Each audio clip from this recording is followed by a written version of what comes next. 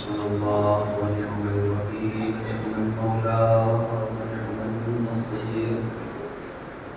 أعوذ بالله السميع العليم من الشيطان اللعين الرجيم. بسم الله الرحمن الرحيم. الحمد لله الذي جازي كل صانع وعايش كل قانع ورحم كل ضارع ومنزل المنافع والكتاب الجامع بالنور الساطع وهو للدعوات سامع وللقربات دافع وللدرجات رافع وللجبابرة طامع فلا إله غيره ولا شيء يعدله ليس كمثله شيء وهو السميع البصير اللطيف الخبير وهو على كل شيء قدير. الصلاة والسلام والتحية والإكرام على السيد الأنام الذي سمي في السماء أحمد وفي الأرض أبي القاسم وعلى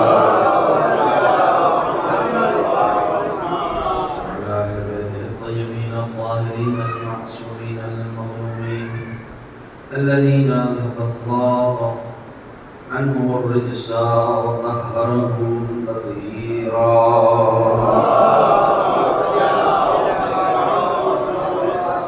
واللعنة الدائمة الباقية على أعدائهم وغاصب حقوقهم ومنكري فضائلهم أجمعين. أما بعد، قد قال الله الحكيم في القرآن الكريم. بسم الله الرحمن الرحيم.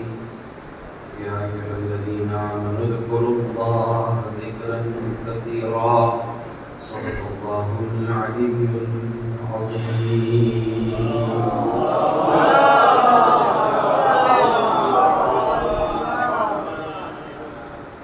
ایک بات ہمارے ناظرین محترم نے کوشش کری ہے، ایک بار پھر میں کوشش کر کے دیکھتا ہوں جو لوگ بکھرے ہوئے ہیں اگر وہ تھوڑا سا نزدیک سے لگا تو شاید گفتگو تھوڑی سی اور سلیقے سے ہو سکے. صلوات پڑھ کر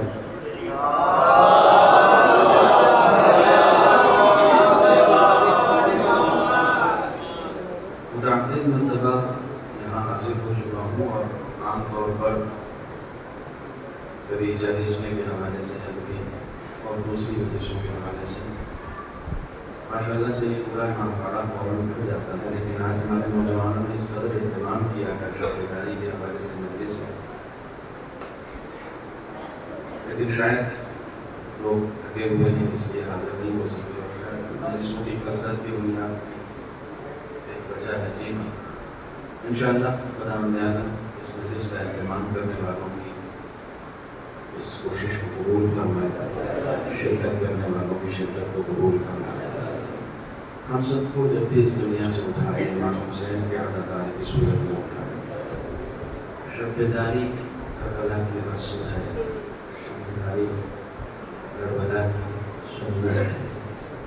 سب سے پہلی شبداری گر نے کی تھی اور وہ شبداری اسے یزیدی سے حسینی بنانے میں کامیاب ہو گئی.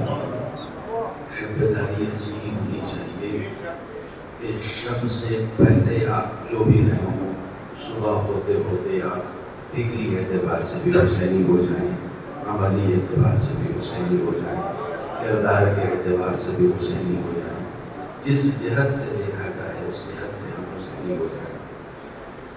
مجلسیں مسلسل ہیں اور مسلسل حضرات اس میں شرکت کروا رہے ہیں. یہ مجلسیں کربلا سے مخصوص ہیں، امام حسین سے مخصوص ہیں. میں نے آج کی اس مجلس کے لیے سورہ مبارکہ احزاب کی آیت کو مطلع سنت کے طور پر پیش کیا ہے. جو لوگ میرے مزاج سے واقف ہیں وہ واقف ہیں کہ میں اسی طریقے سے آرام سے گفتگو کرتا ہوں، اسی طریقے سے آخر میں کرتا رہوں گا۔ ذکر عنوان ہے۔ ذکر کا مطلب یہ ہوتا ہے کہ خدا کو یاد کرنا۔ دو معنی ہیں، یا ایھا الذین آمنوا اذکروا اللہ ذکرا کثیرا، اے صاحبان ایمان اللہ کا ذکر کرو اور زیادہ سے زیادہ ذکر کرو، ہر وقت اللہ ہی کا ذکر کرو۔ ذکر کرنا یعنی خدا کو یاد کرنا ایک معنی ہے، اور دوسرے معنی ہے خدا کو یاد رکھنا۔ ایک یاد کرنا ہے اور ایک یاد رکھنا ہے۔ کرنا بھی اچھا ہے، برا نہیں ہے، مگر خدا نے ہم سے جو ڈیمانڈ کی ہے وہ یاد کرنے کی نہیں کی ہے، یاد رکھنے کی ہے۔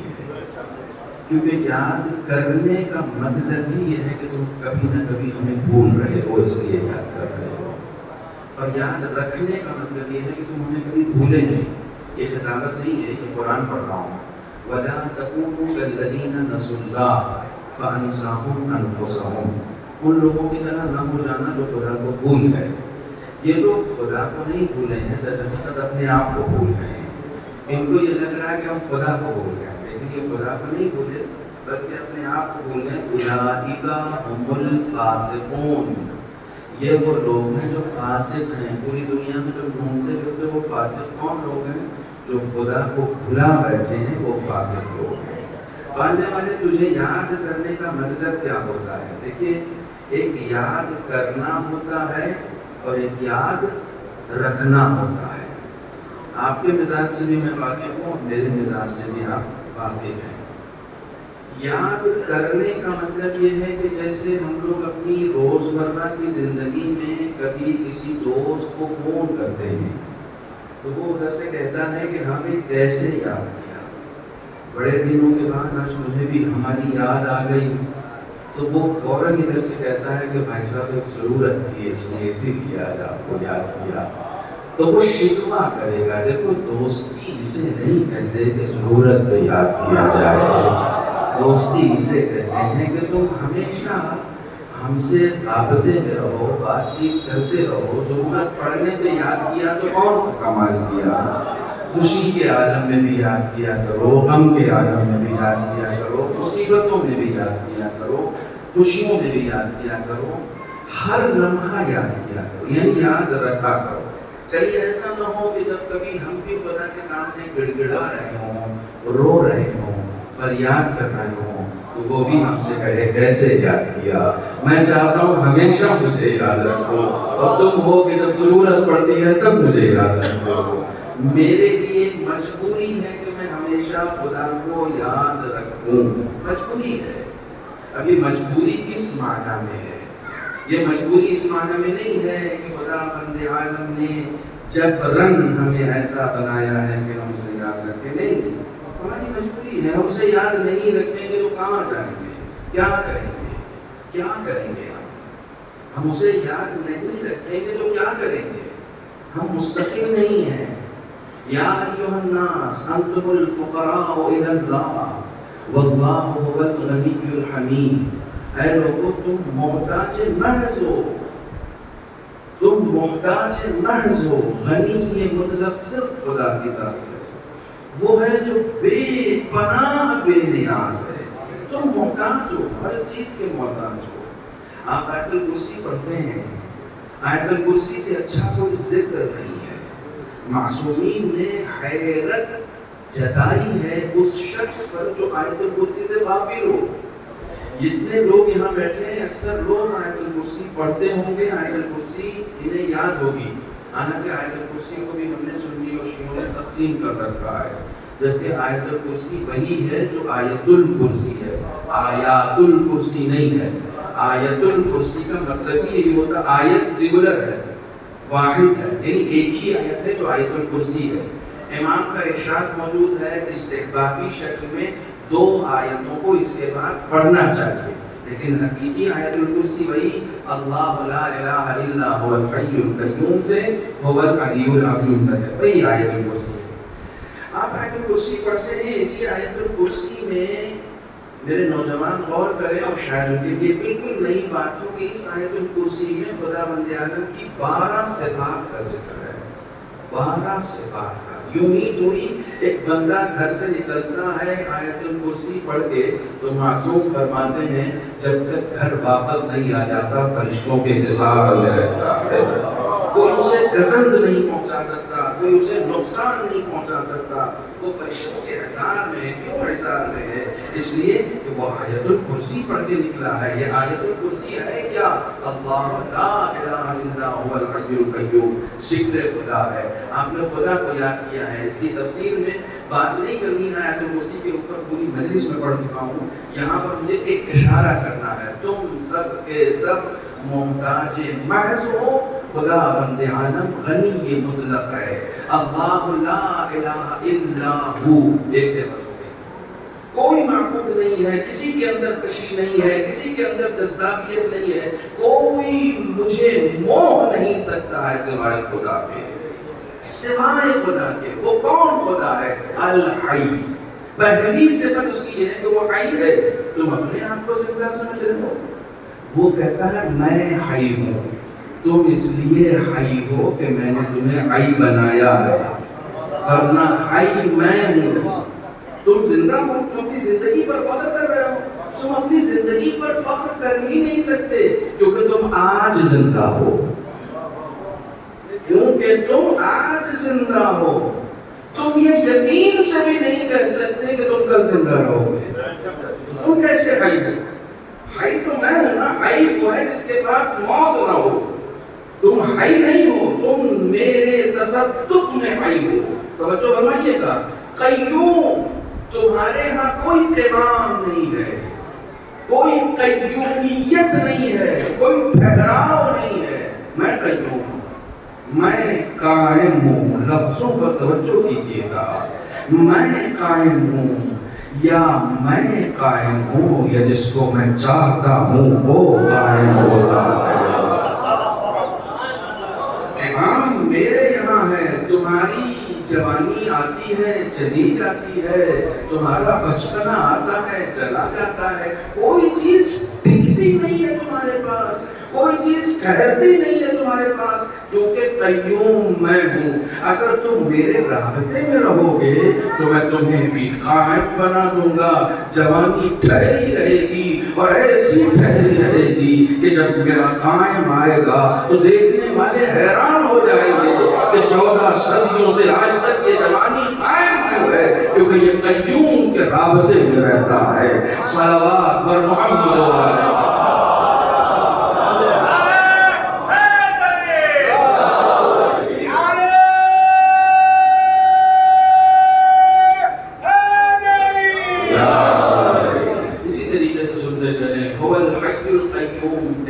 میرے یہاں ہے, حیات میرے یہاں ہے.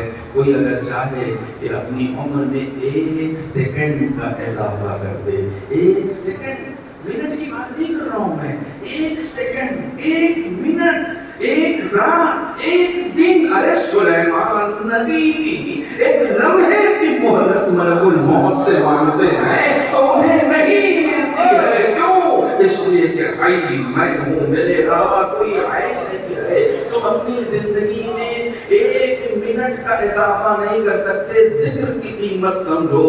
تم اپنی زندگی میں 1 لمحے کا اضافہ نہیں کر سکتے. کس چیز پہ ناز کر رہے ہو, کس چیز پر فخر کر رہے ہو, کس چیز پر اترا رہے ہو, کس چیز پر غرور کر رہے ہو. دیکھو ہمارے یہاں اکثر روایتیں آدھی سنائی جاتی ہیں. میں چاہتا ہوں روایت آج پوری سناؤں. ایک روایت تم نے سنی ہے نا کہ جب فرعون ڈوب رہا تھا تو اس نے موسیٰ کو آواز دی ہے, موسیٰ مجھے بچا دو. تو موسیٰ نے نہیں بچایا. تو خدا نے کیا کہا ہے, موسیٰ فرعون جب ڈوب رہا تھا تو تم نے اسے کیوں نہیں بچایا؟ اگر وہ مجھے بلاتا تو میں اسے بچاتا. یہاں تک سنا ہے نا, روایت تو یہیں تک پڑھی گئی نا. خدا بند عالم نے جناب موسیٰ سے کہا ہے, موسیٰ اتنی بار تمہیں فرعون نے پکارا تاکہ اس کی زندگی میں تھوڑا سا اضافہ ہو جائے, تم نے اس کی آواز پر لبیک کیوں نہیں کہا, اس کی حفاظت کیوں نہیں کی, اسے بچایا کیوں نہیں؟ اگر وہ مجھے پکارتا بچا تھا. آپ نے روایت نہ سنی مگر روایت اس کے آگے ہے. جناب موسیٰ نے کہا کہ معبود وہ جب بھی مجھے پکار رہا تھا وہ مجھے میرے واسطے سے پکار رہا تھا. وہ جب بھی مجھے پکار رہا تھا کبھی بچپنے میں پالنے کا حوالہ دیتا تھا, کبھی رشتہ داری کا حوالہ دیتا تھا. وہ ایک بار کہہ دیتا موسیٰ خدا کے لیے بچا لو, اسے بچا لیتا. کوئی میری وجہ سے اگر بچنا چاہ رہا ہے تو نہیں ہو سکتا, لیکن جب تجھ سے رابطہ کر لیتا ہے تو میں ہی اس کو بچانے کے لیے تیار ہوں. نے کہا ہاں ٹھیک ہے, تم نے ٹھیک کیا, تم نے ٹھیک کیا. اگر یعنی ڈوبتے وقت بھی اسے خدا نہیں یاد آیا. کچھ لوگ اس قدر بھول جاتے ہیں, اس قدر بھول جاتے ہیں کہ انہیں مصیبت میں جو سامنے ہوتا ہے وہی یاد آتا ہے, جو حقیقی قوت ہوتی ہے وہ یاد نہیں آتی ہے. الحی القیوم لا تأخذہ سنۃ ولا نوم. آیت الکرسی پڑھ کے گزر مت جایا کرو, یہ ذکر پروردگار ہے. تم محتاج ہو. یہ مجمع آج کم کیوں ہے؟ اس سوسائٹی میں بہت مجمع آتا ہے, اتنا بڑا امام باڑہ آپ نے بنایا اس لیے ہے کہ جگہ کم پڑ جاتی ہے. اس لیے مجمع کم ہے کہ آپ محتاج ہیں. مولانا کس چیز کے محتاج ہیں؟ کچھ لوگ دیر رات تک نہیں جاگ سکتے, سونے کے محتاج ہیں, سونے کے محتاج ہیں. میں نے کہا اسی طریقے سے سنیے جس طریقے سے سن رہے ہیں. میں کوئی توقع نہیں رکھتا ہوں کبھی بھی. ہم سونے کے محتاج ہیں, ہم نہیں سوئیں گے تو مر جائیں گے. ہم بے نیاز تھوڑی ہے کہ جاگے رہیں. ہمیں جب جیل میں ڈال دیا جاتا ہے تو سزا کے طور پر یہ کہا جاتا ہے کہ سونا نہیں. کسی کو اگر جگانا ہے اور دیر تک جگانا ہے تو یہ اس کی سزا ہوتی ہے. کیوں؟ معلوم ہے کہ یہ محتاج ہے سونے کا, یہ سوئے گا, اس کے بدن کو آرام کی ضرورت ہے, یہ بغیر سوئے رہ نہیں سکتا, یہ سونے کا محتاج ہے. اور اگر کوئی بہت زیادہ سونے والا ہو اور یہ سوچے کہ میں صرف سوؤں گا اور کچھ نہیں کروں گا تو خوش فہمی میں نہ رہنا, تم جاگنے کے بھی محتاج ہو, اور صرف سونے کے محتاج نہیں ہو, تم جاگنے کے بھی محتاج ہو. تم یہ سوچو کہ نہیں ہم صرف سوتے رہیں گے. بڑے بڑے سونے والے آئے, وہ بھی جاگنے کے محتاج تھے. یعنی جاگنا بھی تمہاری محتاجی, سونا بھی تمہاری محتاجی. کتنے آرام سے سن رہے ہیں آپ. جاگنا بھی تمہاری محتاجی, سونا بھی تمہاری محتاجی. تم کبھی میرے رابطے میں تو آؤ, میں 300 سال تک تمہیں سنا بھی سکتا ہوں. تم تھکو گے نہیں. کوئی 10 گھنٹے سو جائے نا تو اس کے بدن میں درد ہونے لگتا ہے. اتنا سو گئے آج, اتنا سو گئے کہ نہ پوچھئے. سو نہیں سکتے, زیادہ نہیں سو سکتے. کوئی چاہے کہ 24 گھنٹے تک سوتا رہے, نہیں سو سکتا ہے. کمال ہے جو اس کے رابطے میں تھا اسے 300 سال تک سلا دیا, اور جب اٹھا تو اتنا فریش تھا کہ جیسے 6 گھنٹے سو کے اٹھا ہو. زمانہ بدل گیا, حکومتیں بدل گئیں, سکے بدل گئے, نہیں بدلا تو خدا والا نہیں بدلا. وہ نہیں بدلا. یہ امام باڑہ نیا ہے, پرانا نہیں ہے, مگر خدا کی قسم یہ پرانا بھی ہو جائے گا تو مٹے گا نہیں, مٹے گا نہیں. کیوں نہیں مٹے گا؟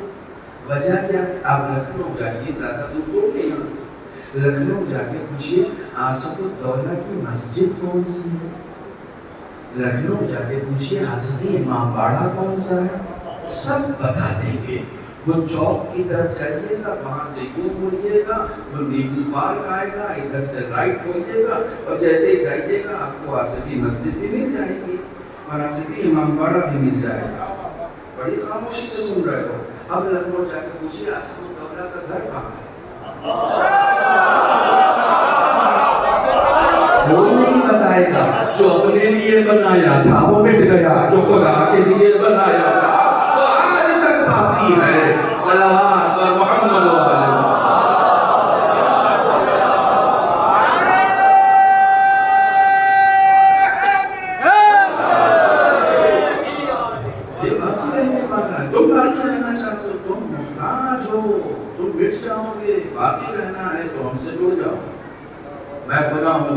قیومیت میرے یہاں ہے، بقا میرے یہاں ہے، کلام میرے یہاں ہے۔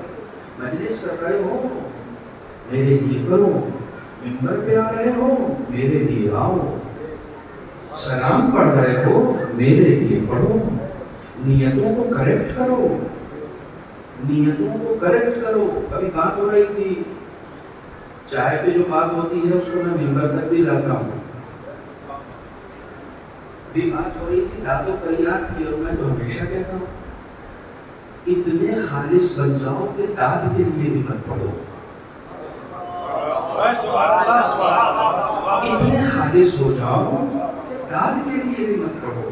کیسی داد، کیسی فریاد۔ میں لکھنؤ میں تھا کہ ایک صاحب کی مجلس ہو رہی تھی، اس میں ان کو داد نہیں ملی، تو وہ آستین چڑھا کے کہنے لگے مجھے سارا ہنر آتا ہے، میں حلق میں ہاتھ ڈال کے داد نکال دیتا ہوں۔ میں نے کہا یہ ذاکر ہے یا قصائی ہے؟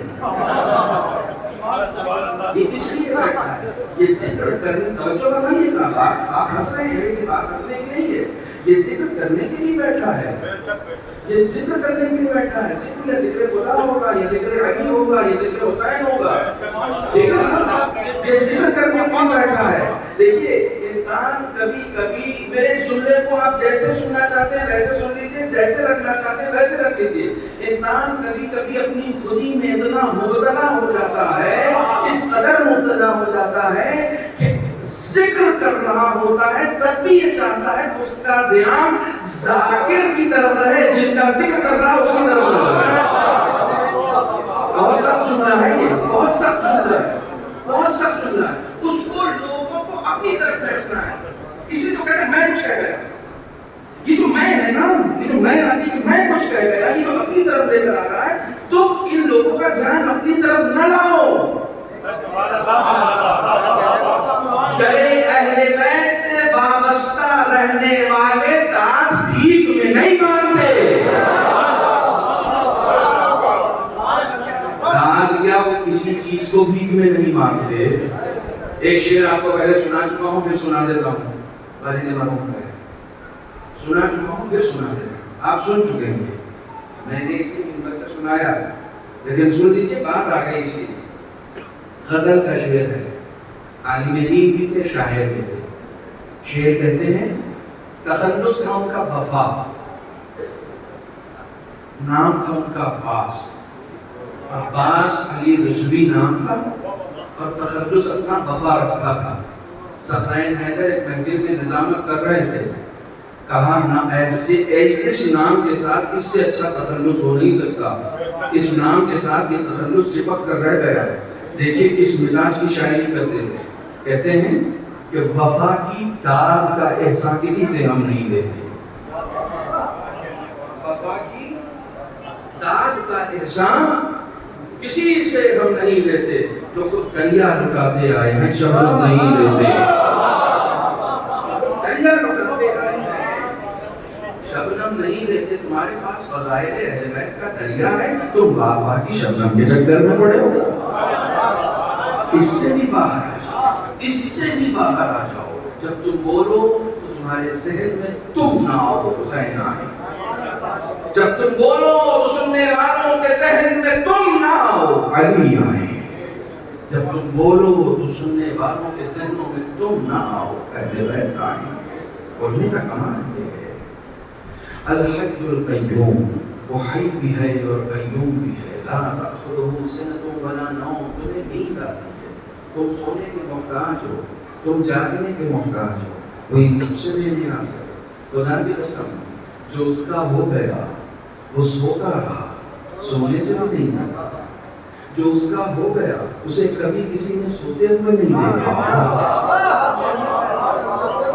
اسے کبھی کسی نے سوتے ہوئے نہیں دیکھا۔ لوگ حیران تھے علی سوتے کب ہیں، علی سوتے کب ہے، چونکہ قرآن نے کہہ دیا تھا کہ لا تأخذہ سنۃ ولا نوم، اسی لیے شب ہجرت میں دسترخوان پہ سوئے، تاکہ پتہ چل جائے کہ علی سوتے ہیں۔ ایک انسان زیادہ دیر جاگ نہیں سکتا، 1000 رکعت نماز پڑھتے تھے مولا کائنات، ہر شب میں 1000 رکعت نماز پڑھتے تھے۔ علامہ امینی سے کسی نے پوچھا کہ کیسے ممکن ہے کہ کوئی ایک رات میں 1000 رکعت نماز پڑھ سکتا ہے؟ تو انہوں نے کہا پڑھ سکتا ہے، میں نے پڑھ لی۔ انہوں نے پڑھی، انہوں نے ایک بار پڑھانا کہ وہ 4 کی رات تھی، 9 رات تھی، اس میں پڑھی، ٹھیک ہے۔ کہا کہ سب نہیں پڑھ سکتے، جن کے وقت میں اللہ برکت دیتا ہے وہ پڑھ سکتے ہیں۔ سب نہیں پڑھ سکتے، برکت ہونی چاہیے وقت۔ بہرحال تم سونے کے محتاج ہو، تم جاگنے کے محتاج ہو۔ لہو ما فی السماوات و ما فی الارض۔ میں اس کو اس لیے پڑھ رہا ہوں تاکہ خدا یاد رہے۔ لہو ما فی السماوات و ما فی الارض۔ مجھے خاموشی سے ہونے والی مجلس اچھی نہیں ہے، لیکن مجبوری ہے، کبھی کمپرومائز نہیں کرتا اس معاملے میں، کبھی کمپرومائز کہ نہیں وہ دال نہیں مل رہی تو میں ٹریک بدل دوں اور یہ کر دوں، یہ سب میں کرتا ہی نہیں۔ میں آپ کو کچھ سنانے آیا ہوں۔ میں ابھی مبارک پور گیا تھا، وہاں مجلس پڑھنے، اس سے پہلے پیشنان بیٹھے، انہوں نے اتنا ڈانٹا مجھے کو دال نہ دینے پر، اتنا ڈانٹا، آپ بول نہیں رہے، آپ بول نہیں رہے، پھر میں بیٹھا اور میں نے بیٹھتے ہی ان سے کہا کہ بولنے آپ بیٹھے تھے اور ان سے کہہ رہے تھے جو سننے آئے ہیں۔ بولنا آپ کو تھا اور آپ ان سے بولنے کے لیے کہہ رہے تھے کہ جو سننے آئے ہیں۔ ارے یہ بات فطری طور پر ہے، کوئی اچھی باتیں سنتے ہیں تو وہاں نکل آتی ہے، یہ تو فطرت ہے۔ مانگنا عیب ہے، مانگنا تو کسی بھی چیز کا دنیا سے عیب ہے۔ جو مانگنا ہے خدا سے مانگو۔ مجلس کی تعریف ہی مانگنی ہے تو خدا سے مانگو نا۔ ان سے کیا مانگا جو خود یہاں لینے آئے ہیں؟ جو خود یہاں لینے آیا وہ کیا دے گا؟ جو دینے آتے ہیں ان سے مانگو۔ صلوات و محمد و علیہ۔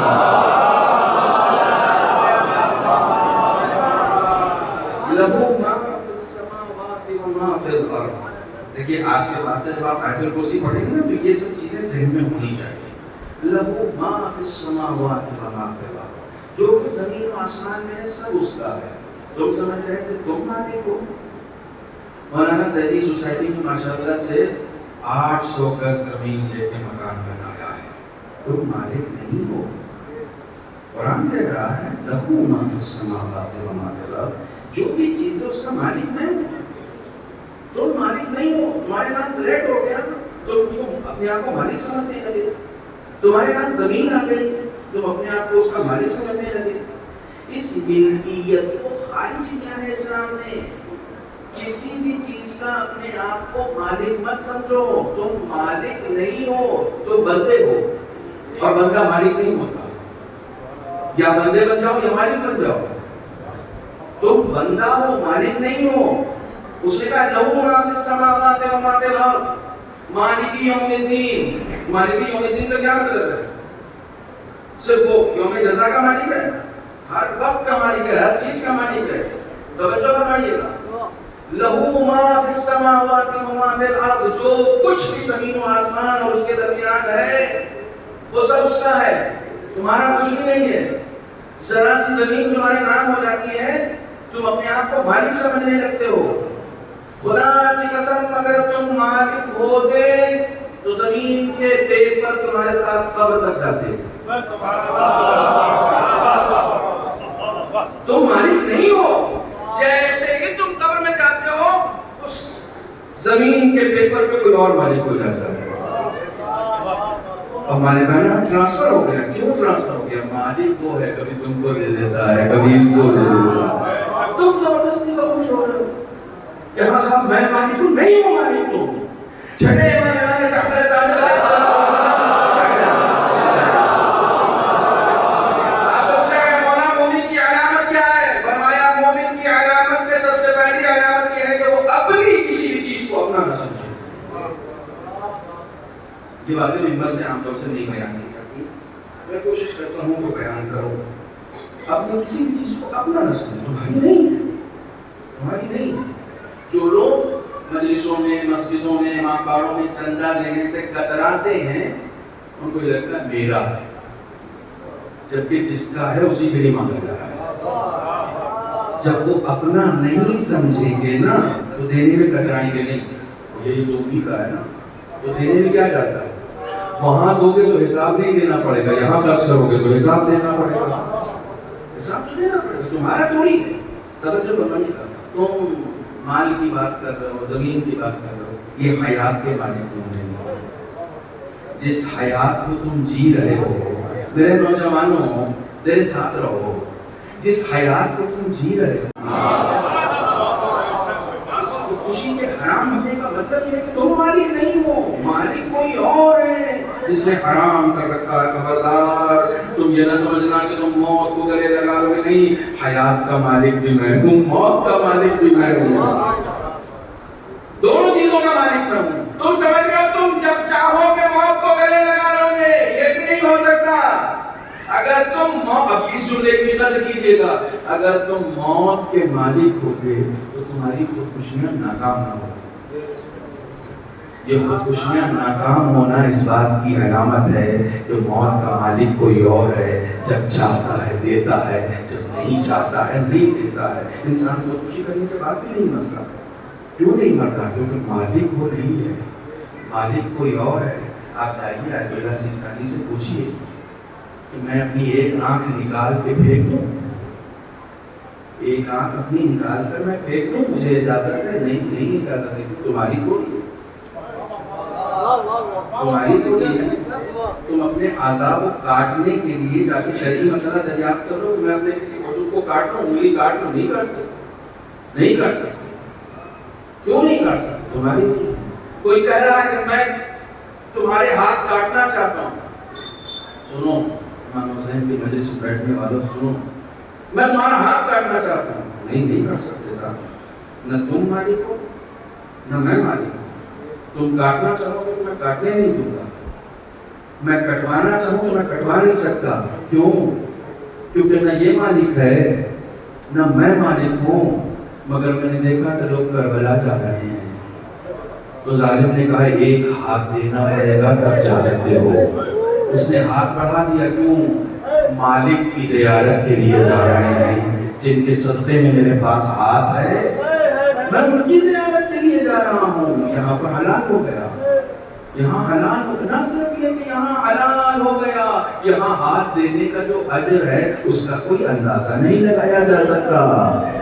تم قیمت تو اندازہ کرو, تمہاری قیمت کتنی زیادہ ہے, تمہاری قیمت کتنی زیادہ ہے. ایک امام حسین کی زیارت اتنی قیمتی ہے. تم یہ اپنے گھر میں بیٹھے ہو, یہ تمہارا گھر نہیں ہے, یہ حسین کا گھر ہے, یہ حسین کا گھر ہے. سنو, میں تمہیں فضائل میں بلانا چاہتا ہوں. یہ حسین کا گھر ہے. حیف ہے ان دامنوں پر جو در حسین سے خالی ہاتھ چلے جائیں. حیف ہے یہاں آ کے بھی خالی ہاتھ چلے جائیں اور کچھ نہ لے کر جا سکے. ممکن نہیں ہے کوئی در حسین کے نام پہ کوئی گھر سے نکلے اور خالی ہاتھ چلا جائے. ممکن نہیں ہے, ممکن نہیں. کچھ لے کر جانا ہے, ارادہ کر کے آؤ. مجلس حسین میں جا رہے, کیا لینا ہے مولا سے کہہ کر آؤ, مولا سے کہہ کر آؤ. یہ یاد رکھنا جو موضوع ہے نا, یہ بڑا اہم موضوع ہے, بہت اہم موضوع ہے. میں آپ کا وقت زیادہ نہیں لوں گا, یہ بہت اہم موضوع ہے. مجھے مولا سے کچھ لینا ہے, کیا لینا ہے یہ تم کو ڈیسائیڈ کرنا ہے. بڑی قیمتی ہے. ہمارے زمانے کا حسین کون ہے؟ ہمارے زمانے کا حسین چھپا ہوا نہیں ہے, کوئی پرٹیکولر پلیس نہیں ہے کہ جہاں پر امام کو چھپا دیا گیا ہے, کوئی خاص جگہ نہیں ہے, نگاہوں پہ پردہ ہے, وہ نہیں ہے, وہ ہمارے درمیان ہے. لیکن تمہارا اپنا رابطہ کیا ہے ان سے؟ امام حسین, ان کے جد کی مجلس کی ہے تم نے, ان سے کیا رابطہ ہے؟ ان سے تمہارا رابطہ کیا ہے؟ ان کے جد کے لیے تم نے فرش اعظم بچھایا ہے. یہ ممکن ہے. مجھے ابھی ایک صاحب نے یہ بات حالانکہ کہنے کے لیے صرف مثال کے طور پر عرض کر رہا ہوں, حالانکہ کہنے کی نہیں, آپ آ گئی. پاکستان سے ایک صاحب نے مجھے میسج کیا, کہ مولانا آپ کے والد کی یہ سارے ثواب کے لیے یہاں 5 مجلسیں کر رہا ہوں. اس کے کچھ ریزنس تھے, اسے رہے تھے, مگر ایک آدمی میرے والد کی مجلس وہاں کر رہا ہے نا, تو مجھ سے بتا رہا ہے, مجھے بھی بتانا چاہتا ہے کہ آپ کے والد کی کر رہے ہیں, آپ کے والد کی مجلس کر رہے ہیں. یعنی جس کی مجلس کرتا ہے نا, اس کے وارثوں سے رابطہ ہونا چاہیے. میرا کیا رابطہ ہے, حسین کے وارث سے میرا کیا رابطہ ہے؟ میں کب ان کو یاد کرتا ہوں, کتنا یاد کرتا ہوں اور کتنا یاد رکھتا ہوں. آج کون سا دن ہے؟ سنیچر. کل کیا تھا؟ جمعہ. کل ان کے ظہور کا دن تھا. ہم میں سے کتنے لوگوں کے ذہن میں آیا صبح صبح کہ آج مولا کے ظہور کا دن ہے؟ یاد رکھنا, یاد رکھنا کسے کہتے ہیں؟ معاف کیجیے گا, اس کو بات نہیں ہے, مگر ایک میسج ہے جو گھر تک جائے گا. جمعے کا دن گزر گیا, ہم لوگوں کے ذہنوں میں, کتنے لوگوں کے ذہنوں میں یہ آیا کہ آج امام کے ظہور کا دن ہے, ہو سکتا ہے آج ظہور ہو جائے. کوئی وقت معین ہے, جمعے کا دن بتایا گیا ہے ہمارے یہاں ظہور دن ہے, میرے ذہن میں نہیں آیا. اس کا مطلب ہے میں ایسا منتظر ہوں جس کے ذہن میں یہ بھی نہیں آتا کہ جمعے کے دن امام کا ظہور ہوگا. سوری ٹو سے, میں ایسا منتظر ہوں, ٹھیک ہے, تھوڑا سا غفلت سے بیدار ہونا, ٹھیک ہے. عام طور سے ہم ذاکرین اپنے مجمع کو اپنے لیے بیدار کر رہے ہیں. کوئی تھوڑا بیدار ہو جائیے, تھوڑا بیدار ہو جائیے, ان کو داد دے دیجیے, تھوڑا بیدار ہو کے ان کو داد دے دیجیے. میری داد کسی کام کی نہیں ہے, لیکن اگر کوئی غفلت سے بیدار ہو گیا نا, تو اس کی زندگی بھی آباد ہو جائے گی, آنے والی نسلوں کی زندگی بھی آباد ہو جائے گی. غفلت سے بیدار ہو جاؤ. کس چیز کے غفلت سے؟ بھیا تمہارا امام تمہیں دیکھ رہا ہے, تمہیں دیکھ رہا ہے. دشمن تمہیں مٹانے کے در پہ ہے. امام یہ کہتے ہیں کہ میری نگاہ کرم تم پہ نہ ہو تو یہ دشمن تمہیں نیچ تو نابود کر دیں. تم اگر باقی ہو تو میری نگاہ کی وجہ سے, جس کے نگاہ کرم کی وجہ سے ہم باقی ہیں, ہم اسے دن میں ایک بار بھی نہیں یاد کرتے, نہیں یاد کر سکتے, کرتے ہی نہیں ہیں. ہم تو نماز کے بعد جو زیارت بھی پڑھتے ہیں, السلام علیکم یا مولانا یا صاحب زمان, اس وقت بھی میرا دھیان کہیں اور رہتا ہے. میرے دھیان میں یہ رہتا ہی نہیں ہے کہ میں اپنے امام وقت کو سلام کر رہا ہوں. خدا بندے عالم کو کہنا پڑا اقیم الصلاۃ لذکری. نماز پڑھ رہے ہو, نماز تو اسے یاد کرنے کے لیے پڑھتے ہو. نماز کس کے لیے آدمی پڑھتا ہے؟ مجھے بتائیے, نماز آپ کس کے لیے پڑھتے ہیں؟ خدا کے لیے پڑھتے ہیں نا. خدا کہہ رہا نماز میں میرا ذکر کرو. عجیب بات ہے, عجیب بات ہے. خدا عجیب بات ہے. خدا کہہ رہا نماز میں میرا ذکر کرو. معبود میں کس کا ذکر کر رہا ہوں؟ نماز میں. نماز شروع ہو رہی ہے وضو سے, وضو کرتا ہوں, رفع ہونے حدث کے, مباح ہونے نماز کے, واجب قربت اللہ, اللہ کا نام آ گیا. اذان کہو اللہ اکبر, اللہ کا نام. اذان کر کوئی لا الہ الا اللہ, اللہ کا نام آ گیا. میں نے اقامت کہی, اللہ دی بسم اللہ الرحمن الرحیم, پھر اللہ کا نام, الحمدللہ, پھر اللہ کا نام, الرحمن, پھر اللہ کا نام, الرحیم, پھر اللہ کا نام, مالک یوم الدین. ہر جگہ تو تیرا ذکر ہے, پھر کیوں کہہ رہا ہے کہ میرے ذکر کے لیے نماز قائم کرو؟ کم سے کم نماز میں تو میں رہوں. یعنی خدا بندے عالم کو شفا ہے کہ تم عام زندگی میں تو مجھے یاد رکھتے نہیں, نماز میں بھی بھول جاتے ہو. میں تو نماز میں نہیں بولتا, میں تو نماز میں تیرا ذکر کرتا ہوں. خدا نے کیوں کہا کہ نماز میں تو میری بات کرو؟ اس کا مطلب یہ ہے کہ میری زبان پر تو اللہ رہتا ہے, دل میرا کہیں اور رہتا ہے. اللہ اکبر. تھوڑا سا ساؤنڈ کم کیجیے, اس کا ایکو بند کیجیے. اللہ اکبر. بسم اللہ الرحمن الرحیم, الحمدللہ رب العالمین. اس سے جا کے آج پیسہ بھی لینا ہے. الرحمن الرحیم. پتہ نہیں بھائی کی چابی کہاں رکھ دی. ایاک نعبد و ایاک نستعین. زبان پر ذکر ہے, دل میں کچھ اور ہے. میری توجہ کہیں اور ہے, میری توجہ کہیں اور ہے. نماز میں میں خدا کے سامنے ہو ہی نہیں, میں خدا کو یاد ہی نہیں کر رہا ہوں نماز میں, جب کہ میں نماز پڑھ رہا ہوں. خدا کو شکوہ ہے. عام وقت میں تو یاد نہیں کرتے, نماز میں بھی تم بولے گا. میرا ایکسپیریمنٹ ہے یہ ایکسپیریمنٹ کر چکا ہوں میں, یہ میرے تجربے کی بات ہے. میری بچی چھوٹی سی تھی, اسکول سے آئی, پہلے دن اس نے کوئی قصہ سنانا چاہا مجھے اسکول کا. بابا پتا ہے آج جب میں اسکول گئی تو بہن نے کیا کہا؟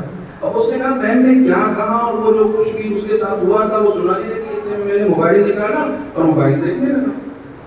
تو وہ میرے اوپر چیخ پڑی, کہتی بابا میں آپ سے بات کر رہی ہوں, آپ کا دھیان کدھر ہے؟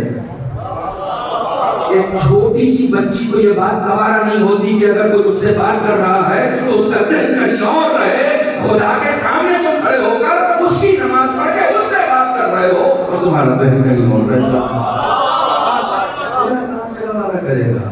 خدا کہاں سے گوارا کرے گا؟ بچوں محفوظ رکھو خدا کی طرف. پڑھنے والے تیرے سامنے آ گیا ہوں, میں آ گیا ہوں, اب تجھ سے بات کر رہا ہوں, اب میں تجھ سے بات کر رہا ہوں, میں تجھ سے بات کر رہا ہوں. مولانا دیکھیے آپ پڑھ تو رہے ہیں, اچھی بات ہے, ابھی میں اس کو پورا خمسہ پڑھ کے آیا ہوں, اب ایک خمسے کو ایک مجلس میں تو نچوڑا نہیں جا سکتا, کوشش کر رہا ہوں.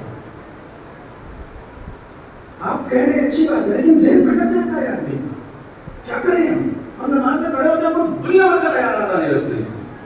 پتہ ہے رسول خدا نے کیا فرمایا؟ رسول فرماتے ہیں کہ جس انسان کو, میں خلاصہ بتا رہا ہوں حدیث کا, جس انسان کو نماز میں متعدد قسم کے خیالات آنے لگتے ہیں, اس کی وجہ یہ ہے کہ اس کے دل میں دنیا کی بے پناہ آرزویں ہیں, بے پناہ لا متناہی سلسلہ ہے آرزوؤں کا جو ختم نہیں ہوتا, جو ختم نہیں ہوتا. تو اس کے دل میں اچھا ابھی یہ بھی کرنا ہے, ابھی وہ بھی کرنا, کمال ہے. میں نے ایک مثال دی تھی, دوسری مرتبہ یہ مثال ممبر پہ دے رہا ہوں, وہاں پر گریٹر نوئیڈا میں یہ مثال اچانک آئی تھی. ہم نے کہا جب ہم لوگ نماز پڑھتے ہیں تو خود بھی اویئر نہیں رہتے. مسجد میں آتے ہیں تو مسجد میں کیونکہ پوسٹر لگا ہوا ہے please switch off your mobile, please silent your mobile, تو وہ دیکھ کے تو ہم موبائل کو سائلنٹ کر دیتے ہیں. یہاں لکھا ہوا ہے نماز سب کی خراب ہو جائے گی تو موبائل کو سائلنٹ کر لو. جب تم خدا کے لیے نماز پڑھنے کے لیے کھڑے ہوئے ہو تو صرف مسجد میں موبائل سوئچ آف کیوں کر رہے ہو؟ گھر میں بھی جب خدا کے لیے کھڑے ہو نا تو اس وقت بھی اپنے موبائل کو سائلنٹ کر دو تاکہ صرف خدا سے بات کر سکو. کہیں پر بھی تمہاری توجہ نہ رہے, کہیں پر بھی تمہاری توجہ نہیں رہے. ایک قدم تو اپنی طرف سے بڑھاؤ, ایک قدم تو اپنی طرف سے بڑھاؤ. اور ماموں میرے بس کا جو ہے وہ میں کر رہا ہوں, وہ میں کر رہا ہوں. یہ سب باتیں صرف آپ سے اس لیے کہی جا رہی ہیں کیونکہ آپ حسین ہیں. کسی اور سے نہیں کہی جانی یہ باتیں, کسی اور کے یہاں وہ بھی نہیں سکتی. جنہوں نے دین لیا ہی جاہلوں سے ہے, ان کے یہاں یہ باتیں تھوڑی سنائی جائیں گی, ان کے یہاں یہ باتیں نہیں سنائی جائیں گی. خدا کہتا میرے ذکر کے لیے نماز قائم کرو, نماز میں کم سے کم میرا ذکر کرو, مجھے یاد رکھو.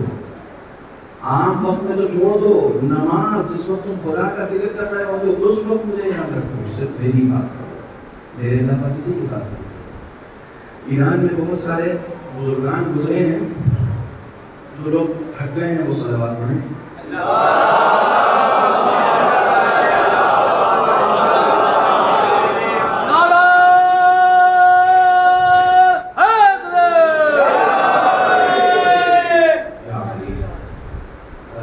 بہت سارے بزرگان گزرے ہیں جن کو بحرول زمان کہا جاتا رہا ہے, آج کی ڈیٹ میں بھی ہیں. ایک تو آیت اللہ بحرولوی تھے, ان کا نام ہی بحرول تھا, بڑی بزرگ شخصیت, کہیں کوئی گھر نہیں تھا. آیت اللہ خامنئی سے کبھی بھی ملنے چلے جایا کرتے تھے. جب آیت اللہ خامنئی کو معلوم ہوتا تھا کہ آیت اللہ بحرول آئے ہیں تو وہ خود اتر کے دروازہ کھولنے آتے تھے. اتنی بڑی شخصیت, اتنی بڑی شخصیت. اس طرح کے بہت سارے لوگ ایران میں گزرے ہیں. ایک ساتھ مسجد میں گئے نماز پڑھنے کے لیے, سنو صرف تمہارے ذہن کو قریب کرنے کے لیے یہ واقعہ سنا ہے. نماز پڑھنے کے لیے ایک ساتھ گئے مسجد میں. عارف تھے, عارف کامل تھے. عارف اسے کہتے ہیں جسے صرف دیوار کے اس طرف نظر نہ آئے, دیوار کے اس طرف بھی نظر آ جائے. عارف اسے کہتے ہیں جو صرف اس سر کی آنکھ سے نہ دیکھتا ہو بلکہ بصیرت کی آنکھ سے بھی دیکھتا ہو, اسے عارف کہا جاتا ہے. عارف تھے, مسجد میں نماز پڑھنے کے لیے سچا واقعہ ہے, افسانہ نہیں ہے. نماز پڑھنے کے لیے پہلی رکعت تو انہوں نے جماعت کے ساتھ پڑھی, دوسری میں فرادہ ہو گئے. پہلی ہی سب میں کھڑے تھے بالکل کونے میں تاکہ کسی کی نماز ڈسٹرب نہ ہو, ایسی ہی جگہ کھڑے ہوتے کونے میں. دوسری رکعت سے فرادہ ہو گئے، اور فرادہ ہونے کے بعد وہیں پر بیٹھ کے تو آزوقہ لے کر آئے تھے، کھانا وانا تھا ان کا، ان کو کہیں نکلنا تھا، وہیں بیٹھ کے کھانا کھانے لگے۔ اب جیسے ہی نماز ختم ہوئی اس کے بعد ایسی بات ہے کہ مسجد میں کیا ہوگا، اگر کوئی نماز اپنی فرادہ کرے اس کے بعد وہیں بیٹھ کے کھانا کھانے لگے تو لوگ تو ہم فوراً اپنے ایمان سے خارج کر دیتے ہیں نا ایسے لوگوں کو، تو ہم نے وہاں پر ایمان سے خارج کرنا شروع کر دیا۔ تمہیں تمیز نہیں ہے، تم مسجد میں آئے ہو، تمہیں نماز کے اصول نہیں معلوم، آداب نہیں معلوم، یہ ساری جتنی بھی ان کو کہہ سکتے تھے تب وہ کرتے رہے، جھگڑا ہوتا رہا، آوازیں آتی رہی۔ تو انہوں نے کہا بھیا دیکھو میرا معاملہ دونوں کے ساتھ نہیں، میرا معاملہ امام جماعت کے ساتھ ہے۔ امام جماعت کے ساتھ کیا معاملہ ہے؟ تو پھر انہیں سے کہوں گا نا، کسی اور سے تھوڑی کہوں گا، کیونکہ میرا معاملہ ہی ان کے ساتھ ہے۔ سنو حسینی و فرش عذاب پر بیٹھنے والوں، سنو، مومن کی علامتوں میں سے ایک علامت یہ ہوتی ہے کہ وہ جس کی بات ہوتی ہے اسی سے کہتا ہے، کسی اور سے نہیں کہتا ہے۔ کیونکہ اگر معاشرے میں اصلاح قائم کرنی ہے تو اس سے کہو جس کی غلطی ہے، دوسروں سے مت کہو، دوسروں سے کہو گے تو فساد پھیلے گا، فساد پھیلے گا۔ انہوں نے کہا میرا معاملہ امام جماعت کے ساتھ ہے، میں ان سے کہوں گا، تم سے نہیں کہوں گا۔ امام جماعت آ گئے، ہاں کیا معاملہ ہے بتائیے؟ کہا سرکار یہاں نہیں کہہ سکتا، کمرے میں چلیے۔ وہ کمرے میں آ گئے، انہیں کے حجرے میں لے کر چلے گئے، امام جماعت اپنے حجرے میں لے کر چلے گئے، جو ان کا کمرہ مسجد میں بنا ہوا تھا۔ مغرب کی نماز ہوئی تھی، عشاء کی نماز باقی تھی۔ مولانا جب کمرے میں لے کر گئے تو انہوں نے پوچھا کہ آپ نے کیا کیا؟ نماز بیچ سے توڑ کر، نماز بیچ سے فرادہ کر کے، اپنی نماز مکمل کر کے آپ کھانا کھانے لگے۔ کہنے کہ سرکار میں نماز جماعت سے ہی پڑھ رہا تھا، لیکن ابھی 3-4 دن پہلے آپ ایک خچر خرید کے لے آئے۔ کہنے کہ کہا وہ 2 دن سے بیمار ہے۔ کہا اس کو آپ بیچنے نکل گئے؟ لیکن آپ کو کیسے پتا؟ کہا آپ نمازی میں تو نکلے تھے، مجھے پتا چل گیا کہ آپ نماز سے نکل گئے۔ جب آپ نماز سے نکلے تو میں جماعت سے نکل گیا، کیونکہ آپ خدا کی بارگاہ میں تھے نہیں۔ آپ خدا کی بارگاہ میں تھے نہیں۔ آیت اللہ بہجت کے لکھا جاتا ہے، لوگوں کے ذہنوں کو پڑھ لیتے تھے، پتہ نہیں، اللہ عالم بالسماء، ان کے لکھا جاتا ہے۔ بہت سارے علماء ایسے گزرے جو پڑھ لیتے تھے، ذہنوں کو پڑھ لیتے تھے۔ انسان نماز میں ہے بھی یا نہیں ہے اس کو پتہ چلتا ہے۔ کہنے کہ آپ خچر بیچنے گئے، میں ادھر فرادہ ہو گیا، میں آپ کے ساتھ خچر بیچنے جاؤں، مجھے نماز میں رہنا تھا، مجھے نماز میں رہنا تھا۔ رونے لگے، مولانا رونے لگے، باہر آ کے لوگوں سے کہا کہ جسے تم زدوکو کر رہے ہو وہ ولی خدا ہے، وہ ولی خدا ہے، وہ عارف باللہ ہے، وہ عارف باللہ ہے۔ ہم لوگوں کا حال یہی ہے، ہم لوگوں کا حال ہے اس غفلت سے باہر آنا، اور اس غفلت سے باہر آنے کا واحد راستہ یہ ہے نوجوان۔ میں اپنی زندگی میں ایک اصول بنائے ہوا ہوں، اور میری زندگی کا اصول یہ ہے، اس کو میں ہر ممبر سے بولتا ہوں کہ میں اپنی ہر مجلس کو زندگی کی آخری مجلس سمجھ کے پڑھتا ہوں۔ آج کے بعد مجھے موقع ملنے والا نہیں ہے۔ صرف واحد راستہ اویئر رہنے کا، بیدار رہنے کا یہ ہے کہ اپنے امام زمانہ سے رابطے میں آ جاؤ۔ مولانا کیسے رابطے میں آ سکتے ہیں؟ دن میں ایک بار ان کی کوئی زیارت تو توجہ کے ساتھ کرو، کوئی ایک زیارت، زیارت عالیہ یاسین، استغاثہ امام زمانہ، تو ہر جگہ چھپی ہوئی ہے، چھوٹی سی، کچھ نہیں پڑھ سکتے، اللہم کل ولی کا پوری توجہ کے ساتھ، توجہ کے ساتھ۔ وہ مسجد میں جو ہوتی ہے نا اس میں زیادہ زور یہ ہوتا ہے کہ زور سے پڑھو نا، بہت دھیرے سے پڑھو، مگر وہ بھی اتنی زور سے ہو کہ امام زمانہ سن لیں۔ اس کے لیے توجہ چاہیے ہوتی ہے، اس کے لیے فوکس چاہیے ہوتا ہے، ٹھیک ہے، اس کے لیے فوکس چاہیے۔ رابطے میں رہو، رابطے میں رہو۔ میرا امام بہت مظلوم ہے، بہت مظلوم ہے۔ جو لوگ منتظر ہیں وہ بھی منتظر نہیں ہیں، معاف کیجیے، جو منتظر ہیں وہ بھی منتظر نہیں ہیں۔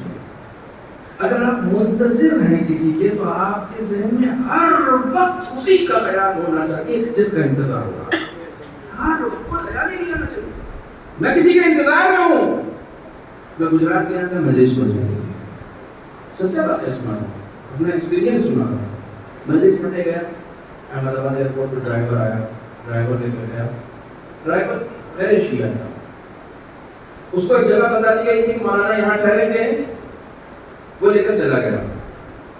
جب وہاں گیا ہوں تو جہاں مجھے ٹھہرنا تھا وہاں تالا لگا ہوا تھا، میں اشعار اولیٰ پڑھنے گیا، وہاں تالا لگا ہوا تھا، وہ ڈرائیور فون کر رہا ہے، تقریباً 15 منٹ کے بعد کوئی آیا، اس نے دروازہ کھولا، میں گیا، تو میں نے ذہن میں سوچا کہ مجھے ان لوگوں نے بلایا بھی، پھر بھی مجھے انتظار کرنا پڑا۔ ان لوگوں نے مجھے بلایا تھا، اس کے باوجود مجھے انتظار کرنا پڑا، جبکہ یہ دعویٰ یہ کر رہے تھے ٹکٹ کرانے کے بعد ہر تیسرے دن ہو جاتا تھا، حضور آپ آ رہے ہیں نا، یہاں تیار ہیں، آپ آ رہے ہیں نا، آپ آ رہے ہیں، بار بار کنفرم کر دیتے تھے، ہاں بھائی ٹکٹ ہو گیا میں آ رہا ہوں۔ یعنی یہ لوگ ہماتن گوش میرے منتظر تھے، یوں کہہ دیا گیا، ہماتن منتظر تھے میرے، لیکن اس کے باوجود مجھے انتظار کرنا پڑا۔ اس کا مطلب یہ ہے کہ یہ صرف کہہ رہے تھے کہ وہ منتظر ہیں، حقیقی معنوں میں یہ منتظر نہیں تھے۔ انتظار اس کو کرنا پڑتا ہے جس کا کوئی انتظار نہ کر رہا ہو، جس کا کوئی انتظار کر رہا ہوتا ہے اس کو انتظار نہیں کرنا پڑتا۔ کاش یہ بات اسی طریقے سے پہنچ گئی ہو جس طریقے سے میں پہنچانا چاہ رہا ہوں۔ جس کا کوئی انتظار کرتا ہے حقیقی معنوں میں اگر وہ منتظر ہوگا تو جس کا انتظار کیا جا رہا ہے اس کو انتظار نہیں کرنا پڑے گا، اس کو انتظار نہیں کرنا پڑے گا۔ میرا امام آنے والا ہے، کوئی وقت معین نہیں کر سکتا ہے، کوئی وقت معین نہیں کر سکتا، لیکن اویئر ہونا پڑے گا۔ اصفہان کے ایک عارف تھے، ایک صاحب حج پہ جا رہے تھے، تو ان سے ملنے کے لیے گئے، کہنے لگے کہ میں جا رہا ہوں خانہ کعبہ کی زیارت کے لیے، میں نے سنا کہ ہر سال حج پہ امام آتے ہیں، تو کوئی ایسا عمل بتائیے کہ امام زمانہ سے ملاقات ہو جائے، کوئی ایسا عمل بتائیے۔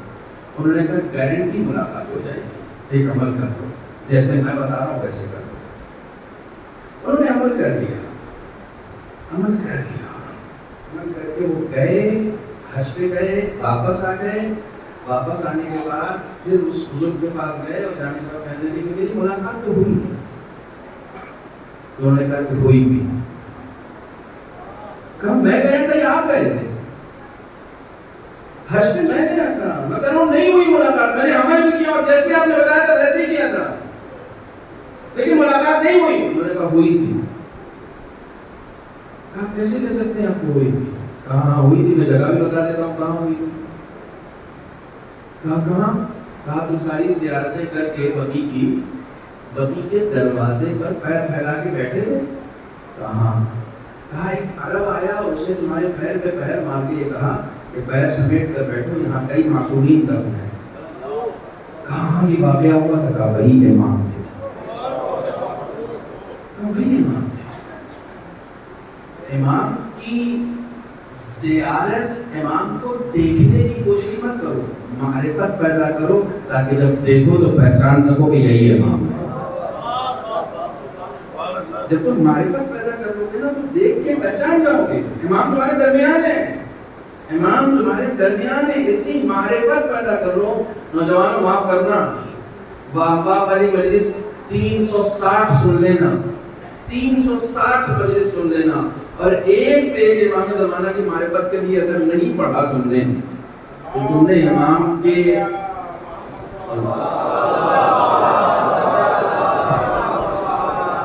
امام کی امت ہونے کا حوالہ نہیں کیا۔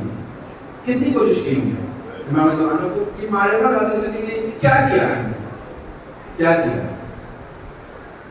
ہم نے، کیا کیا ہے، کتنی محنت کی ہے ہم نے، اپنی طرف سے کوئی محنت نہیں، بس ٹوٹلی ڈیپینڈ ہے مولوی کے اوپر۔ وہ آئے مجلس میں پڑھے اور کچھ اختلافی باتیں ہو جائیں تو دوسرے مولوی سے ان کا پوچھیں کہ انہوں نے کیا کیا، ان کو وہاں ممبر سے اتار دیا گیا، ان کو وہاں پڑھنے نہیں دیا گیا، انہوں نے اس کے خلاف پڑھ دیا، انہوں نے اس کے خلاف الجھ گئے۔ ہم نے اپنی ازاداریوں کو برباد کر دیا، ہم نے اپنی مجلسوں کو برباد کر دیا، برباد کر دیا، انہی سب چیزوں میں الجھے رہے۔ وہ ان کی انجمن، یہ ان کی انجمن، یہ ان کا مولوی، یہ ہمارا مولوی. تمہارا ہمارا کہاں سے ہو گیا؟ جو حصہ حسین کا ہے یہ اسی وقت ہوگا جب تم حسین کے ہو جاؤ گے، اور جب تم حقیقی معنوں میں حسین کے ہو جاؤ گے تو تمہارا اور ان کا مولوی رہے گا ہی رہے گا. انہوں نے کہا کہ ملاقات ہوئی تو پہچان نہیں سکے. اللہ بیدت کا پرانا جملہ سنا رہا ہوں، بہت سارے مولویوں سے آپ نے سنا ہوگا.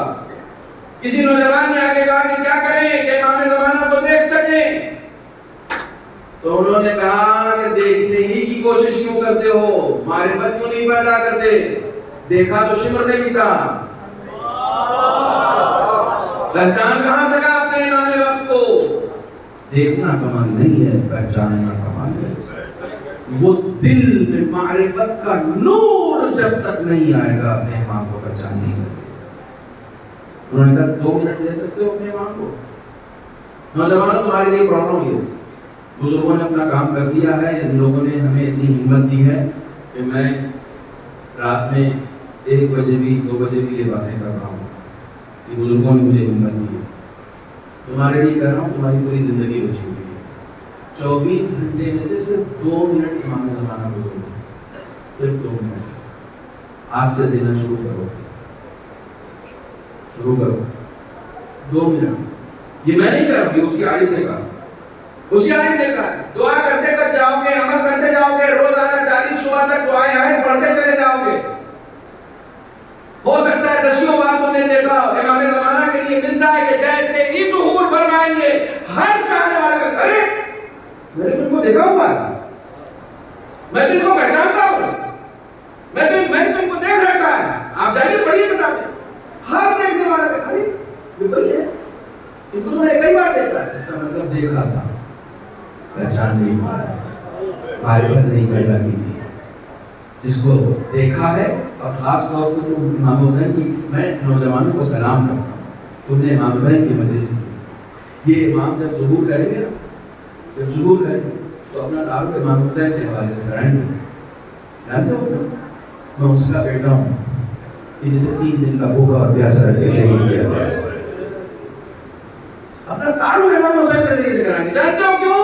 کیونکہ ہو سکتا ہے امام زمانہ کو کوئی پہچاننے سے انکار کر بھی دے، لیکن امام حسین سے تعارف اس لیے ہوگا کہ اس وقت دنیا میں کوئی بھی ایسا آدمی نہیں ہوگا جو حسین کو نہ پہچانتا ہو. تم جو یہ مجلسیں کر رہے ہو نا، حسین کو پہچانوانے کا کام کر رہے ہو، گھر گھر میں حسین پہنچانے کا کام کر رہے ہو، گھر گھر میں حسین پہنچانے کا کام کر رہے ہو. حسین پہنچے گا تب وہ آ کر کہے گا میں حسین کا بیٹا ہوں، تب وہ آ کر کہے گا کہ میں حسین کا بیٹا ہوں. اپنے امام سے بات کرے. انہوں نے کہا 2 منٹ، 24 گھنٹے میں 2 منٹ اپنے امام کرے. سنو نوجوانوں، تمہاری مشکل حل کر رہا ہوں، منبر کی قسم کھا کے کہتا ہوں، قرآن لے آؤ، میں سر پہ رکھ کے کہتا ہوں تمہاری مشکلیں حل ہو جائیں گی. 2 منٹ اپنے امام کو دو. پہلے 1 منٹ میں اپنی ضرورتیں بیان کرو اپنے امام سے.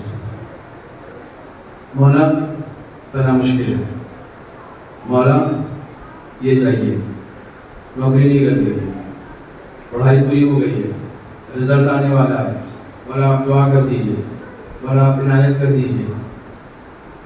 یہ میرے الفاظ ہیں. تم کو اپنے زمانے کا لیٹسٹ فون بھی چاہیے نا، مولا سے کہو مولا یہ چاہیے. باپ ہے تمہارے، انا و علی ابواہ هذه الامه، میں اور علی اس امت کے باپ ہیں. کوئی تو ضرورت تو نہیں، باپ سے کہتے ہو نا، باپ سے کہتے ہو نا، ضد کرتے ہو نا باپ سے. ضد کرو اپنے باپ سے، ضد کرو، بیٹھو ان سے بات کرو. یہ میں نے خود اسلام کے کمانڈر حسن نصر اللہ سے بھی سنا کہ جو تقریر میں کہہ رہے تھے کہ میرے نوجوانوں اپنے امام سے رابطے کرو، اپنے امام سے بات کرو. جب تم غائبانہ میں روزانہ بات کرو گے تو وہ اتنے کریم ہیں کہ اپنی غیبت کا پردہ خود تمہارے چہرے سے اٹھا دیں گے. وہ اتنے کریم، تم بات کرو ان سے، اپنی ضرورت بیان کرو. 1 منٹ میں اپنی ضرورت بیان کرو. اور اس عارف کا قول نقل کر رہا ہوں، کہتے ہیں دوسرے منٹ میں جھوٹ بولو. حیران ہو گیا. کہتے ہیں 1 منٹ میں اپنی ضرورت میں آتے رہو اور دوسرے منٹ میں جھوٹ بولو امام سے. کیا جھوٹ بولنا ہے وہ بھی بتایا.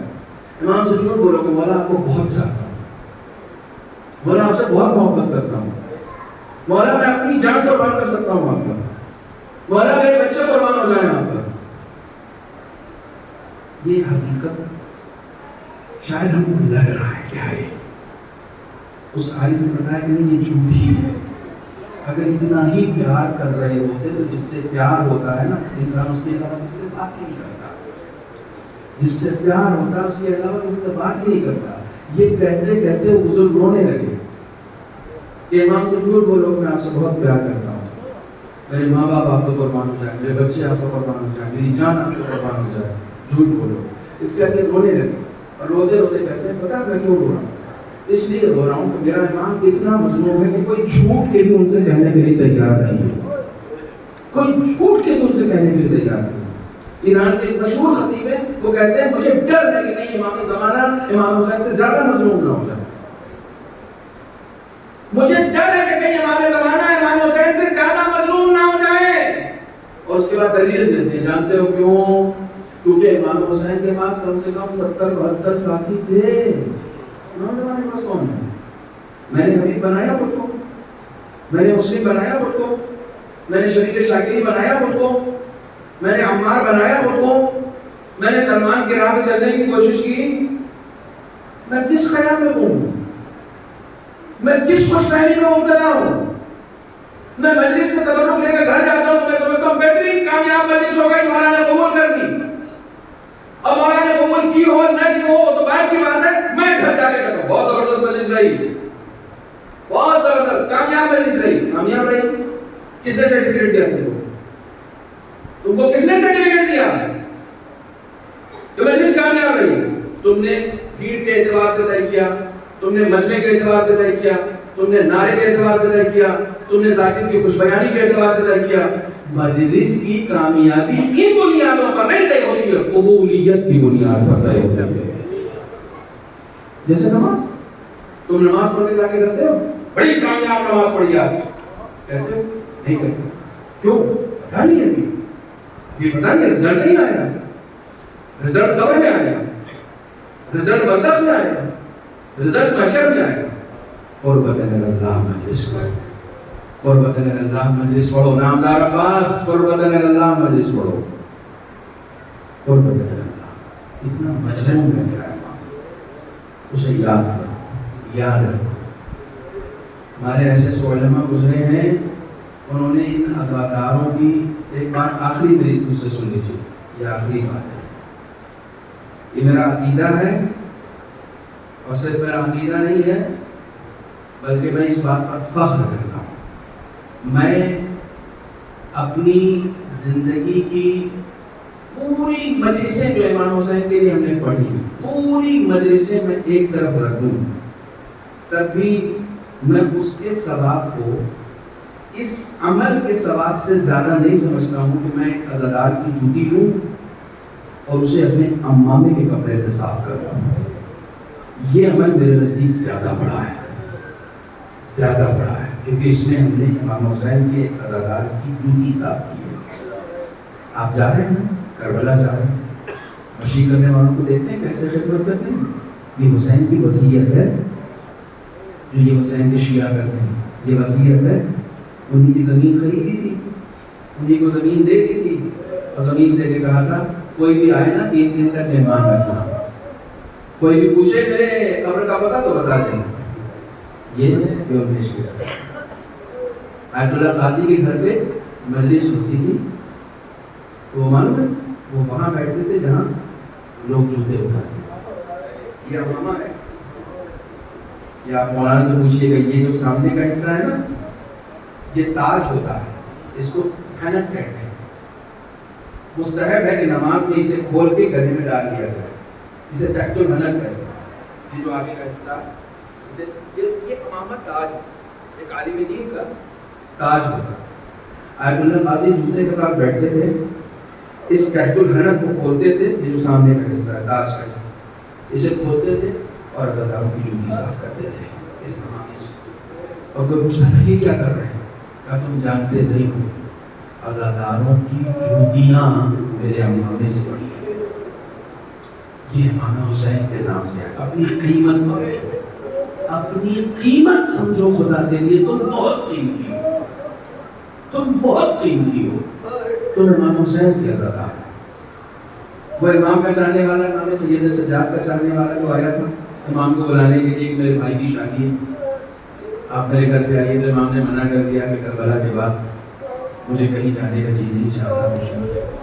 تو پھر دوسرے دن آیا, اس کو بلانا تھا.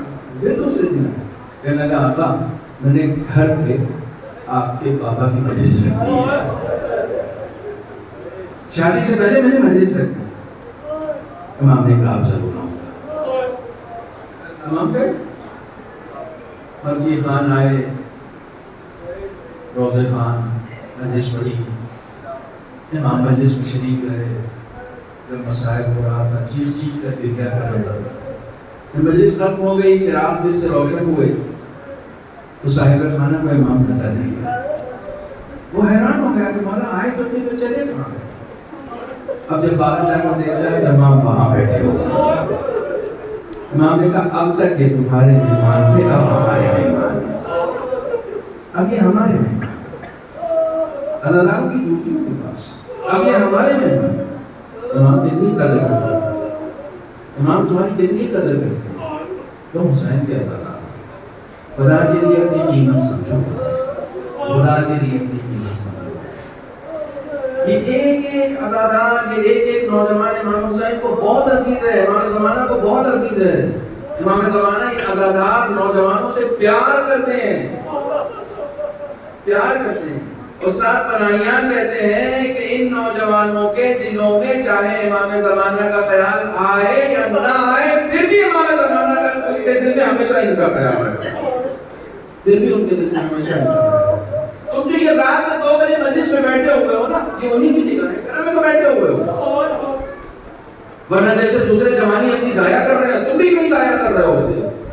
لیکن دنیا حسین کی مجلس میں بیٹھے ہوئے. یہ کرم ہے, یہ کرم ہے. خدا تعالیٰ تمہاری ہماری شرکتوں کو قبول کرے. ہمیں ایسی عزاداری کی توفیق دے جیسی عزاداری ہمارا امام ہم سے چاہتا ہے. ہمیں بیدار ہو کر عزاداری کرنے کی توفیق دے. ہمیں وہ عزاداری کی توفیق دے کہ جس عزاداری میں ہم خود امام کے منتظر رہیں. ایک دن ایسا آئے کہ امام آ کر کربلا کی مصیبتیں پڑھیں اور ہم سنیں, ہم اس مجلس میں شریک ہوں, ہم اس مجلس میں شریک ہوں. نوجوانوں اسی وقت ظہور ہو سکتا ہے. اپنے آپ کو تیار ہے, اپنے آپ کو تیار ہے, آمادہ ہے. ہر لمحہ ہم کو ذکر خدا سے لیس رکھیں. بہت ساری باتیں کرنی تھی, دامن وقت میں گزارش ہے. ایام آزاد دھیرے دھیرے ہم سے رخصت ہو رہے ہیں.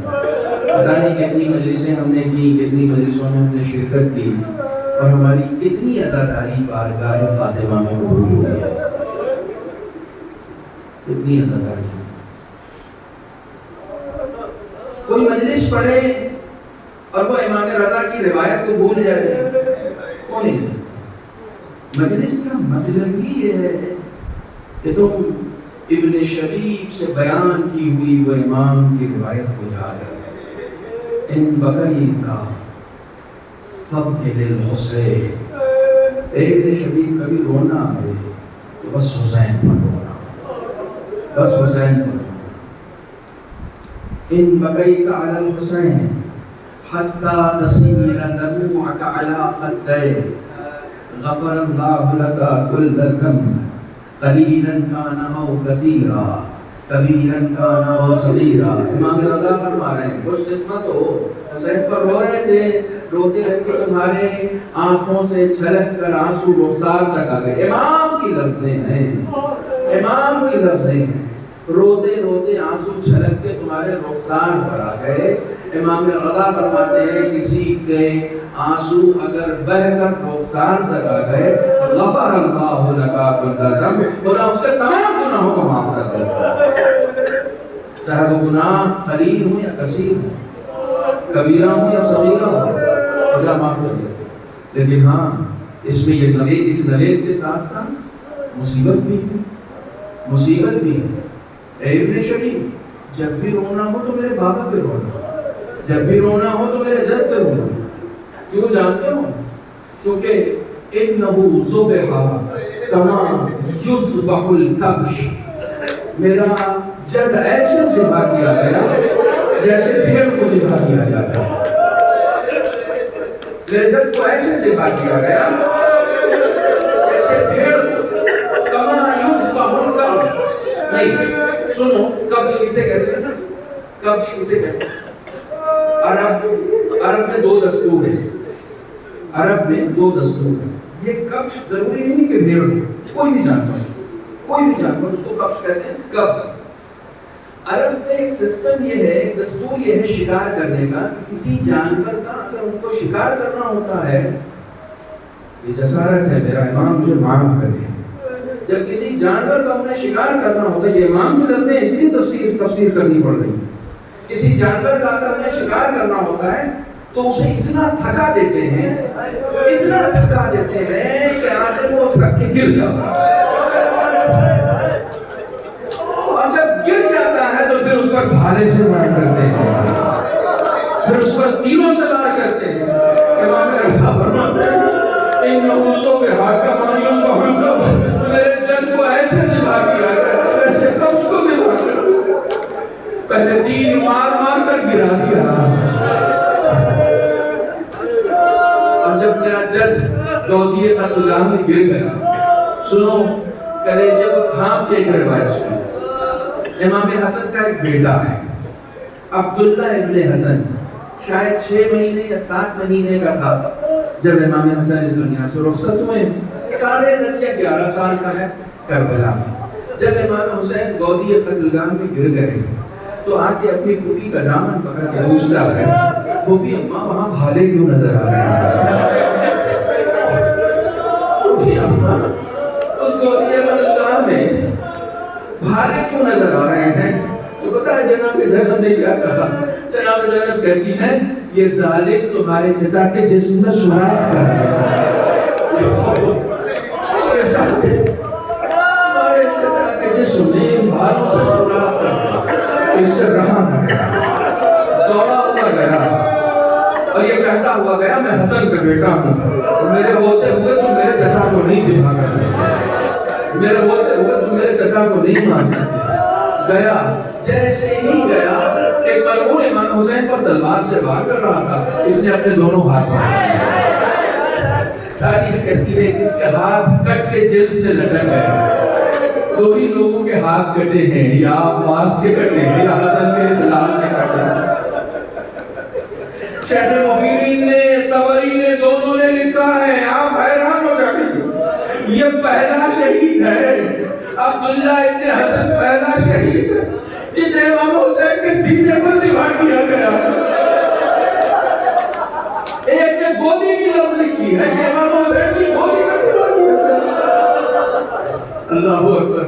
اس چچا کے دل کا کیا حال ہوگا کہ جس کے سینے پر اس کا بھتیجا ذبح کیا گیا، جس کی گودی میں اس کا بھتیجا ذبح کیا گیا. اجرکم علی اللہ، تعالیٰ رلائے کسی بندے سلائے غم امام مظلوم کربلا. اس چچا کا کیا حال ہوگا جس کے گودی میں اس کا بھتیجا ذبح کیا جا رہا ہے. حسین قتل کر دیے گئے. 1-2 منظر سے مجھ سے سن لو پھر شبیہ برابر کر لینا. حسین قتل کر دیے گئے. حسین کی ایک 4 سالہ بچی ہے. 11 محرم کو جب یہ قافلہ روانہ ہوا نا تو یہ حسین کے جسم اطہر سے لپٹی ہوئی. زینب کہہ رہی ہیں، بیویاں کہہ رہی ہیں بیٹا چلو کارواں جا رہا ہے، قافلہ جا رہا ہے. یہ بچی اپنے باپ کا سینہ نہیں چھوڑتی، یہ بچی اپنے باپ کا جسم نہیں چھوڑتی. ایک مرتبہ جناب زینب نے کہا بیٹا یہ کارواں چلا جائے گا، اس کے ساتھ تمہیں بھی جانا ہے. تو کہتی ہے پھوپھی اماں وہ بچی کیسے چلی جائے جس کے باپ کا لاشا بے گورو کفن پڑا ہو. وہ بچی اپنے باپ کا لاشا چھوڑ کر کیسے چلی جائے کہ جس کے باپ کا لاشا بے گورو کفن پڑا ہو. ارے جناب سکینہ کہتی ہے کہ میرے رسول کے صحابی ابو ذر کی موت بھی بیابان میں آئی تھی، اور جب ان کی موت آئی تھی تو ان کے پاس بھی ان کی بیٹی کے علاوہ کوئی اور نہ تھا. نہ زوجہ تھی نہ بیٹا تھا. آپ کو پتا ہے وہ بیٹی اپنے باپ کے لاشے کو لے کر چوراہے پر بیٹھ گئی تھی. ہر آنے جانے والے سے فریاد کر رہی تھی کوئی میرے بابا کو کفن دے دو, کوئی میرے بابا کو دفن کر دو. ارے لوگ رسول کا صحابی سمجھ کر اسے کفن بھی دیتے ہیں, دفن بھی کرتے ہیں. جناب زینب پوچھتی ہے تمہارا کیا ارادہ ہے؟ کہا وہ بھی اماں جب رسول کے صحابی کو کفن مل سکتا ہے تو میں بھی اپنے بابا کے لاشے کو لے کر کربلا کے چوراہے پر بیٹھ جاؤں, ہر آنے جانے والے سے فریاد کروں گی کہ یہ تو رسول کا نوازا ہے, اسے تو کفن دے. اجرکم علی اللہ, اجرکم علی اللہ. خدا آپ کو نہ رلائے. ایک آخری روایت سن لیجیے. کبھی اس طریقے سے مصیبت سنیے, کبھی اس طریقے سے مصیبت سنیے.